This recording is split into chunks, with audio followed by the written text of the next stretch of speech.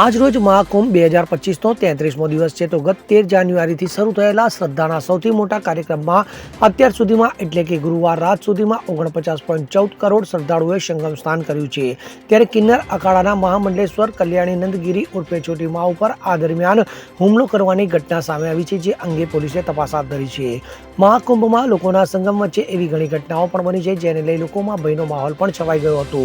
ત્યારે સંગમ સ્થળ પર ભાગદોડ મચી જવા પામી હતી. ત્યારે તેમાં કુલ 30 લોકોના મોત થયાનું પણ સામે આવ્યું હતું. તો આ ઉપરાંત ઇસ્કોન ટેન્ટમાં આગ લાગવાની ઘટના પણ બનવામાં આવી હતી.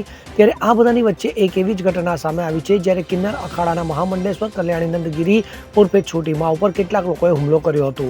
મહાકુંભમાં કિન્નર અખાડાના મહામંડલેશ્વર કલ્યાણીનંદ ગિરી ઉર્ફે છોટી મા પર ગુરુવાર રાત્રે કેટલાક લોકોએ છરી મારીને હુમલો કર્યો હતો, તેમજ તેમના 3 શિષ્યો પર પણ હુમલો કરવામાં આવ્યો હતો. તો આ બધાને સારવાર માટે મહાકુંભની સેન્ટ્રલ હોસ્પિટલમાં દાખલ કરવામાં આવ્યા છે. તો આ ઘટના ત્યારે બની જ્યારે કલ્યાણીનંદ ગિરી રાત્રે પોતાની કારમાં કેમ જઈ રહી હતી તે બાજી કેટલાક લોકોએ આશીર્વાદ લેવાના બહાને હાથ મિલાવીને કાર રોકી કલ્યાણીનંદ ગિરી કાચમાંથી બહાર આવતાની સાથે જ તેમના પર છરીથી હુમલો કરવામાં આવ્યો હતો.